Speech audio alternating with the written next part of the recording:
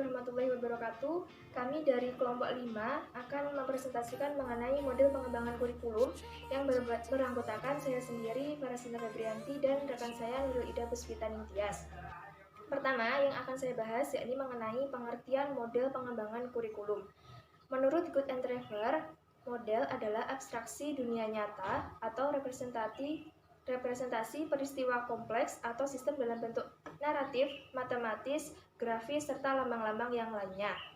Model bukanlah realitas, akan tetapi merupakan representasi realitas yang dikembangkan dari keadaan. Model berfungsi sebagai sarana untuk mempermudah berkomunikasi atau sebagai petunjuk yang bersifat perspektif untuk mengambil keputusan atau sebagai petunjuk untuk kegiatan pengelolaan. Model pengembangan kurikulum merupakan suatu alternatif prosedur dalam rangka mendesain, menerapkan, dan mengevaluasi suatu kurikulum.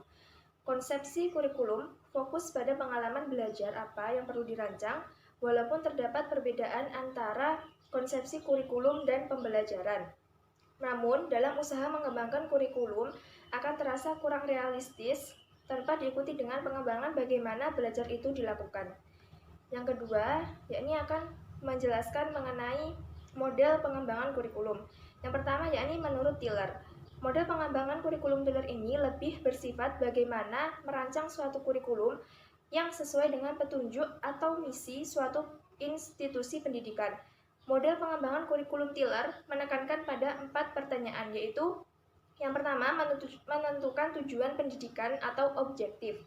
Dalam menyusun suatu kurikulum, merumuskan tujuan merupakan langkah utama yang harus dikerjakan, karena tujuan merupakan arah atau sasaran sebuah pendidikan. Tujuan pendidikan harus menggambarkan perilaku akhir setelah peserta didik mengikuti program pendidikan, sehingga tujuan tersebut harus dirumuskan secara jelas sampai pada rumusan tujuan khusus guna mempermudah pencapaian tujuan tersebut.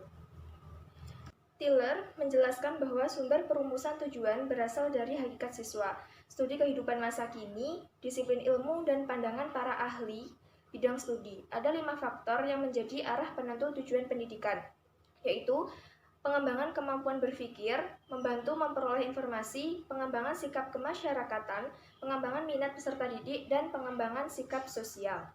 Yang kedua, menentukan pengalaman belajar. Langkah kedua dalam proses pengembangan kurikulum model Tiller adalah menentukan pengalaman belajar atau learning experience, sesuai dengan tujuan yang telah ditentukan. Pengalaman belajar menunjuk pada aktivitas siswa dalam kegiatan proses pembelajaran. Dengan demikian, yang harus dipertanyakan dalam pengalaman ini adalah apa yang akan atau telah dilakukan oleh siswa, bukan apa yang akan atau telah dilakukan oleh guru. Ada beberapa prinsip dalam menentukan pengalaman belajar siswa. Yang pertama yaitu pengalaman siswa harus sesuai dengan tujuan yang hendak dicapai. Kedua, bahwa setiap pengalaman belajar harus dapat memuaskan rasa ingin tahu siswa. Yang ketiga, setiap perancangan pengalaman siswa sebaiknya melibatkan siswa itu sendiri. Keempat, ada kemungkinan bahwa dalam suatu pengalaman belajar dapat mencapai tujuan yang berbeda. Kemudian yang ketiga, menyusun pengalaman belajar. Langkah ketiga dalam mengorganisasi pengalaman belajar peserta didik, baik dalam bentuk unit mata pelajaran maupun dalam bentuk program. Langkah pengorganisasian ini sangat penting, sebab dengan adanya pengorganisasian ini, yang jelas akan memberikan arah bagi pelaksanaan proses pembelajaran. Ada 2 jenis pengorganisasian pengalaman belajar, yakni pengorganisasian secara vertikal dan pengorganisasian secara horizontal. Dan yang terakhir yakni evaluasi. Dengan adanya evaluasi dapat menentukan apakah kurikulum yang dicapai sudah sesuai dengan tujuan yang hendak dicapai atau belum. Ada 2 aspek yang perlu diperhatikan dalam evaluasi. Yang pertama, evaluasi harus mampu menilai apakah telah terjadi perubahan tingkah laku siswa yang sesuai dengan tujuan pendidikan yang telah dibuat. Yang kedua, evaluasi sebaiknya menggunakan lebih dari 1 penilaian dalam suatu waktu tertentu. Dalam evaluasi juga terdapat 2 fungsi, yakni fungsi pertama, evaluasi digunakan untuk memperoleh data tentang ketercapaian tujuan oleh peserta didik. Fungsi ini dinamakan fungsi sumatif. Yang kedua yakni fungsi formatif, yakni fungsi untuk melihat efektivitas proses pembelajaran yang dilakukan oleh siswa. Kemudian yang kedua yakni model administratif. Pengembangan model ini bisa dikenal juga dengan top down atau dari atas ke bawah. Maksudnya, pengembangan kurikulum dilakukan dari pejabat tingkat atas kemudian menuju ke tingkat bawah. Langkah pertama dalam pengembangan dalam bentuk kurikulum ini adalah dibentuk tim pengembang yang bertugas untuk mengembangkan konsep umum, landasan, rujukan, maupun strategi pengembangan kurikulum yang selanjutnya menyusun kurikulum secara operasional. Kemudian, kurikulum yang sudah disusun lalu diajukan untuk diperiksa oleh tim pengarah. Tim ini melakukan penyesuaian antara aspek kurikulum secara koordinasi dan menyiapkan secara sistem dalam rangka uji coba. Setelah perbaikan, kurikulum diujikan secara nyata kepada sekolah-sekolah yang telah dianggap representatif. Tim uji coba ini adalah kepala sekolah, guru-guru yang tidak terlibat dalam penyusunan kurikulum. Setelah dilakukan uji coba, kemudian dilakukan revisi untuk melihat letak kesalahan pengembangan kurikulum tersebut. Kemudian setelah direvisi, kembali disosialisasikan kepada sekolah-sekolah, dan tahap terakhir adalah monitoring dan evaluasi. Hal ini bertujuan untuk memperbaiki dan menyempurnakan kurikulum yang telah digunakan di lapangan. Kemudian yang ketiga yakni model grassroots. Pengembangan model ini kebalikan dari model administratif. Model pengembangan grassroots dari bawah ke atas atau bisa dikatakan bottom up. Dalam proses pengembangannya diawali dari gagasan para guru sebagai pelaksana pendidikan sekolah. Perbaikan dan peningkatan dapat dimulai dari unit-unit terkecil dan spesifik menuju bagian-bagian yang lebih besar seperti pemerintah. Ada beberapa hal yang harus dilakukan dalam pengembangan grassroots. Yang pertama, guru harus memiliki kemampuan profesional. Guru harus terlibat penuh dalam perbaikan kurikulum, penyelesaian kurikulum. Kemudian guru harus terlibat langsung dalam perumusan tujuan, pemilihan bahan, dan penentuan evaluasi. Seringnya pertemuan kelompok dalam pembahasan kurikulum yang akan berdampak terhadap pemahaman guru dan akan menghasilkan konsensus tujuan, prinsip maupun rencana-rencana. Dalam prosesnya, guru harus mampu melakukan kerja operasional dalam pengembangan kurikulum secara kooperatif sehingga dapat menghasilkan suatu kurikulum yang sistematik. Oleh karena itu, pengembangan kurikulum model grassroots ini sangat membutuhkan dukungan moral maupun material yang bersifat kondusif dari pihak pimpinan. Selanjutnya, presentasi akan dibacakan oleh rekan saya, Nuril Ida Puspitaning Tias. Assalamualaikum warahmatullahi wabarakatuh. Saya Nuril Ida Puspitaning Tias. Di sini saya akan melanjutkan presentasi dari teman saya yang sebelumnya, yaitu Farah Sinta Febrianti, mengenai model-model yang ada dalam pengembangan kurikulum. Model selanjutnya adalah model Yoda Tabah. Dalam model ini, pendekatan kurikulum yang dilakukan yaitu dengan memodifikasi model dasar Taylor agar lebih mewakili perkembangan kurikulum di berbagai sekolah. Modifikasi tersebut penekanannya terutama pada perumusan perhatian guru. Yoda Tabah mempercayai bahwa guru merupakan faktor utama dalam usaha mengembangkan kurikulum. Pengembangan kurikulum yang dilakukan guru dan memposisikan guru sebagai inovator dalam pengembangan kurikulum merupakan karakteristik dalam model pengembangan Yoda Tabah. Langkah-langkah dalam proses pengembangan kurikulum menurut Tabah adalah yang pertama adalah diagnosis kebutuhan. Agar menjadi berguna pada pengalaman belajar murid, Tabah berpendapat bahwa sangatlah penting mendiagnosis berbagai kebutuhan pendidik. Hal ini merupakan langkah penting dari Tabah tentang apa yang anak didik inginkan dan perlukan untuk belajar. Karena latar belakang peserta didik yang beragam, maka diperlukannya diagnosis tentang gaps, berbagai kekurangan, dan perbedaan latar belakang peserta didik. Kemudian yang selanjutnya ada formulasi pokok-pokok atau merumuskan tujuan pendidikan. Formulasi yang jelas dan tujuan-tujuan yang komprehensif untuk membentuk dasar pengembangan elemen-elemen berikutnya. Secara jelas, Tabah berpendapat bahwa hakikat tujuan akan menentukan jenis pelajaran yang perlu untuk diikuti. Dalam merumuskan tujuan pendidikan, ada 4 area yang perlu diperhatikan. Perhatian konsep atau ide yang akan dipelajari. Kedua, sikap, sensitivitas, dan perasaan yang akan dikembangkan. Ketiga, pola pikir yang akan ditekankan, dikuatkan, dan mulai atau dirumuskan. Keempat, kebiasaan dan kemampuan yang dikuasai. Kemudian, seleksi isi. Menurut Tabah, isi atau materi yang akan diajarkan kepada peserta didik adalah harus valid dan signifikan. Kedua, isi harus relevan dengan kenyataan sosial. Yang ketiga, isi harus mengandung keseimbangan antara keluasaan dan kedalaman. Yang keempat, isi harus mencakup beberapa tujuan. Yang kelima, isi harus dapat disesuaikan dengan kemampuan peserta didik untuk mempelajarinya dan bisa dihubungkan dengan pengalaman mereka. Kemudian ada organisasi isi.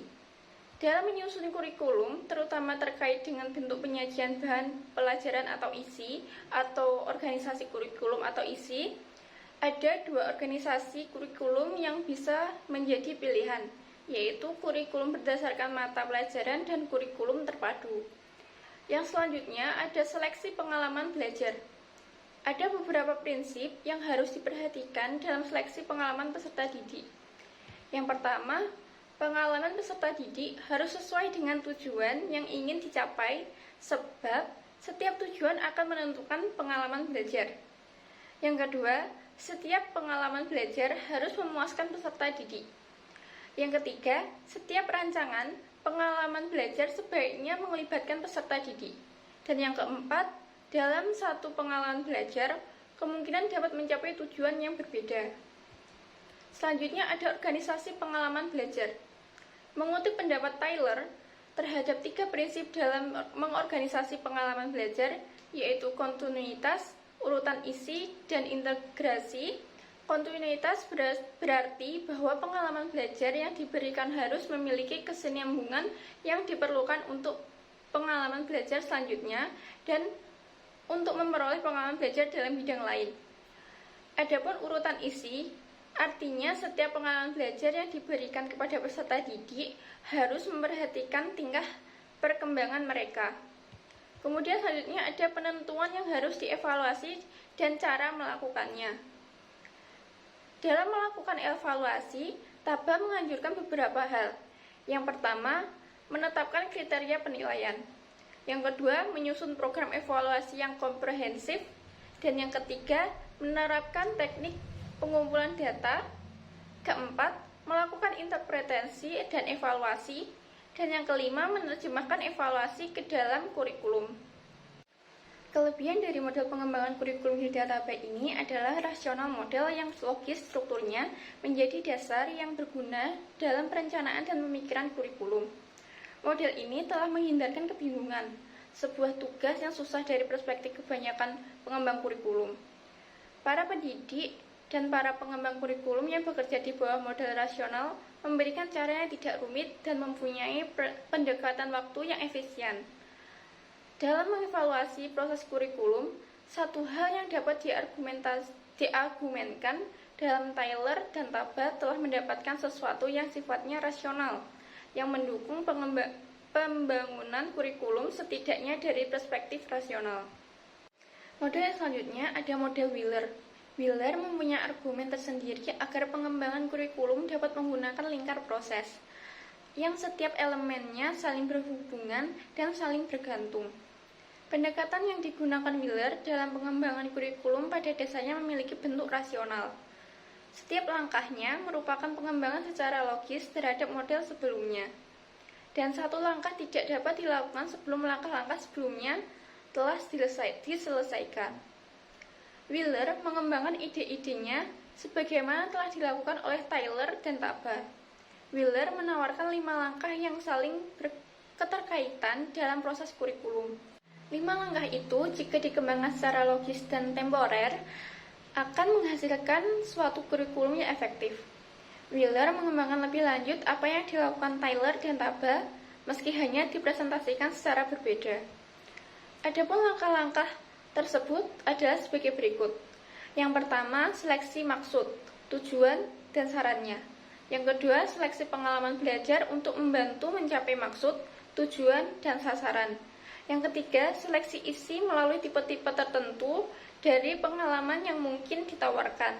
Yang keempat, organisasi dan integrasi pengalaman belajar dan isi yang berkenaan dengan proses belajar mengajar. Yang kelima, evaluasi setiap fase dan masalah tujuan-tujuan. Kontribusi Wheeler dalam pengembangan kurikulum adalah terdapat hakikat lingkaran dari elemen-elemen kurikulum. Kurikulum proses di sini tampak lebih sederhana dan memberikan indikasi bahwa langkah-langkah dalam lingkaran yang bersifat berkelanjutan memiliki makna responsif terhadap perubahan-perubahan pendidikan yang ada. Model pengembangan kurikulum yang selanjutnya adalah model Buchem.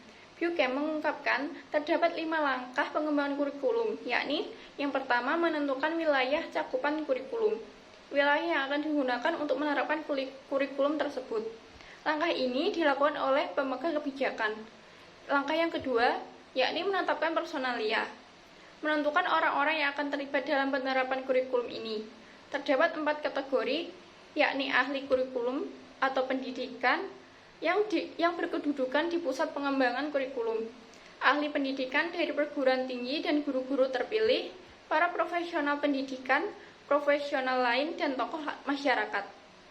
Dalam proses ini ditentukan siapa saja yang terlibat dan apa saja peran dan tugas yang harus dilakukannya. Langkah yang selanjutnya adalah organisasi dan prosedur pengembangan kurikulum. Sebagai prosedur dalam menentukan tujuan umum, tujuan khusus, pemilihan isi dan pengalaman belajar, serta kegiatan evaluasi. Dalam tahap ini harus dilakukan beberapa hal, yakni pembentukan tim pengembangan kurikulum, mengadakan penelitian dan penilaian kurikulum yang telah berlaku, studi penjajakan tentang kemungkinan penyusunan kurikulum baru, penentuan kriteria penentuan kurikulum baru, dan penyusunan serta penulisan kurikulum baru. Langkah selanjutnya adalah implementasi kurikulum. Implementasi ini membutuhkan kesiapan guru, siswa, fasilitas, biaya, manajerial, dan kepemimpinan di sekolah. Langkah yang selanjutnya yaitu evaluasi kurikulum. Hal-hal yang harus dievaluasi adalah pelaksanaan kurikulum, desain kurikulumnya, hasil belajar peserta didik, dan keseluruhan sistem kurikulum. Model pengembangan kurikulum yang selanjutnya ada model Rogers. Model ini berasal dari seorang psikolog bernama Carl Rogers. Rogers berasumsi bahwa kurikulum diperlukan dalam rangka membangun individu yang terbuka, luas, dan adaptif terhadap situasi perubahan. Kurikulum yang demikian hanya dapat disusun dan diterapkan oleh pendidik yang terbuka, luas, dan berorientasi pada proses. Untuk itu, diperlukan pengalaman kelompok untuk melatih hal-hal yang bersifat sensitif. Model pengembangan kurikulum Rogers ini tidak memiliki perencanaan kurikulum yang tertulis, yang ada hanya rangkaian kegiatan kelompok. Dengan berbagai bentuk aktivitas dan interaksi kelompok ini, individu akan berubah. Ada 4 langkah pengembangan kurikulum model Rogers seperti yang terdapat dalam Sukma Dinata tahun 2012 halaman 167, yaitu yang pertama pemilihan target dari sistem pendidikan. Dalam penentuan target ini, satu-satunya kriteria yang menjadi pegangan adalah adanya kesediaan dari pejabat pendidikan untuk turut serta dalam kegiatan kelompok yang intensif. Selama 1 minggu, para administrator melakukan kegiatan kelompok dalam suasana yang rileks dan tidak formal. Yang kedua, partisipasi guru dalam pengalaman kelompok yang intensif. Sama seperti para administrator, guru juga turut serta dalam kegiatan kelompok. Karena keikutsertaan guru dalam kegiatan kelompok ini sebaiknya bersifat sukarela. Kemudian yang selanjutnya ada pengembangan pengalaman kelompok yang intensif untuk kelas atau unit pelajaran. Selama 5 hari penuh, siswa ikut serta dalam kegiatan kelompok dengan fasilitator, para guru, atau administrator, atau fasilitator dari luar. Kemudian yang terakhir adalah partisipasi kegiatan orang tua dalam kelompok. Kegiatan ini dikoordinasi oleh BP3 masing-masing sekolah. Lama kegiatan kelompok dapat 3 jam tiap sore, hari, selam seminggu atau 24 jam secara terus-menerus. Kegiatan ini bertujuan memperkaya orang-orang dalam hubungannya dengan sesama orang tua, dengan anak, dan dengan guru. Dari presentasi yang telah kami sampaikan sebelumnya, dapat kita ambil kesimpulan bahwa model pengembangan kurikulum memiliki sejumlah komponen, diantaranya adalah yang pertama, tujuan, sasaran, dan kerangka program, yang kedua, cakupan materi, dan yang ketiga, prosedur pelaksanaan kurikulum. Dalam pengembangan kurikulum dan pengembangan belajar, komponen-komponen yang ada dalam kurikulum sama dengan komponen yang ada dalam rancangan belajar. Terdapat 4 tahap dasar pendekatan teknologi pendidikan yang dipakai dalam pengembangan kurikulum, yaitu yang pertama identifikasi tujuan, yang kedua pengembangan pengalaman belajar, yang ketiga evaluasi terhadap keefektifan pengalaman belajar dalam mencapai tujuan, dan keempat perbaikan pengalaman belajar berdasarkan hasil evaluasi yang sesuai dengan tujuan. Kiranya cukup presentasi dari kelompok kami. Apabila ada kekurangan dan salah-salah kata, kami mohon maaf yang sebesar-besarnya. Wabillahi taufiq wal hidayah. Wassalamualaikum warahmatullahi wabarakatuh.